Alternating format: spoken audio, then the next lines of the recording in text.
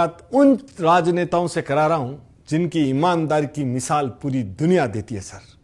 पहला, माणिक सरकार, त्रिपुरा, 1998 से 2018 तक 20 साल एक प्रदेश का मुख्यमंत्री रहे सर। और आज भी सर उनका खुद का कोई घर नहीं है, खुद की कोई लैंड नहीं है, परदादा का एक मकान में रहते हैं। उनकी पत्नी आज भी रिक्शा में चलती है। 2018 में उनका बैंक बैलेंस था सिर्फ 2400 रुपया। चीफ मिनिस्टर की जो तनख्वाह आती है 26,000, उसमें भी वो डोनेशन कर देते थे और सिर्फ 10,000 रुपये में घर चलाते थे। माणिक सरकार के लिए कहा जाता था कि दुनिया के, भारत के सबसे गरीब मुख्यमंत्री कोई है तो वो है माणिक सरकार, जो त्रिपुरा के रहे और 20 साल सीपीआईएम से थे। साहब, दुनिया उनको सलाम करती है, लोगों के दिलों पे वो राज करते हैं। ऐसे माणिक सरकार को हम नमन करते हैं। दूसरे, बीजेपी के गोवा के 4 बार के मुख्यमंत्री मनोहर पर्रिकर, पहले IITian sir, first IITian chief minister. आप सोचिए कैसा व्यक्ति सर, चप्पल पहन के विधानसभा जाता था, स्कूटर चलाता था। वो व्यक्ति कैसा रहा होगा सर, जब डिफेंस मिनिस्टर बने तो ऑटो में आए थे सर। और उन व्यक्ति की एक किस्सा आता है सर कि जब आर्मी में कुछ खास तरह के जूते जो टेरेन जगहों पे यूज किए जाते हैं, वहां 25,000 रुपये में इजराइल से लाए जाते थे। तो वो उसके डीप में गए कि भाई ये जूते बनते कहाँ हैं, तब उनको मालूम पड़ा कि ये जूते तो कानपुर में ही बनते हैं। तो कानपुर की पार्टी को इन्होंने संपर्क किया तो उन्होंने बोला कि साहब हम डिफेंस में देने में इंटरेस्टेड नहीं है।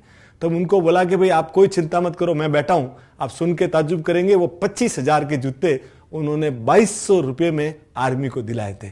और पूरा जीवन है ना सर, मनोहर पर्रिकर का ऐसा था सर कि एक बार तो 5 स्टार में वो खुद मीटिंग के लिए जा रहे हैं, दरबार ने अंदर जाने से मना कर दिया कि ये चप्पल पहना हुआ व्यक्ति कौन है। इतने साधारण व्यक्ति रहते थे और देश ने साहब उनको मृत्यु उपरांत पद्म भूषण से नवाजा। ऐसे पर्रिकर साहब को हम नमन करते सर।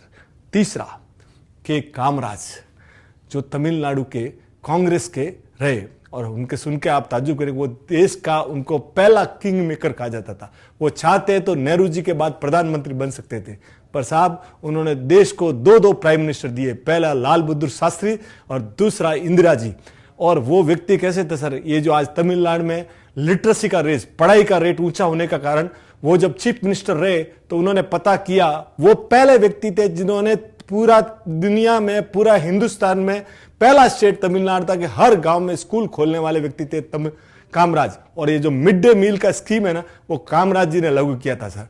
और वो व्यक्ति कितना महान रहा होगा सर। जब उनकी मृत्यु हुई, उनके बैंक अकाउंट में 101 रुपया था और 2 धोती थी। उनकी मदर एक बार पानी लाती थी तो कोई ऑफिसर ने उनके घर के बाद टैप लगवा दिया। तब उन्होंने बोला कि पूरी देश की माओं के लिए आप टैप लगवा सकते हो, तो मेरी माँ के घर के बाहर टैप लगवाना। ऐसे महान व्यक्ति, उनको मरणोपरांत भारत ने भारत रत्न से सम्मानित किया। तो हम के कामराज जी को भी सलाम करते सर। चौथे, बीजेपी के करिया मुंडा, 8 बार एमपी सर, 8 टाइम्स एमपी, 2 बार एमएलए, जो आदमी कोयला मंत्री रहे, जो डिप्यूटी स्पीकर रहे, और वो व्यक्ति आज भी एक छोटे से गांव में रहते हैं। उनकी बेटी शिक्षिका है, आज भी आम बेचती है सर। और 73 साल के थे ना, तब तक तो वो होल जोते थे साहब। ऐसे तो हमारे हिंदुस्तान में आज भी है ना सर, कई राजनेता ऐसे हैं सर जो बहुत ही ईमानदार है। इसलिए इस व्यवस्था भारत की डेमोक्रेसी को सलाम कीजिए sir. Thank you sir, thank you.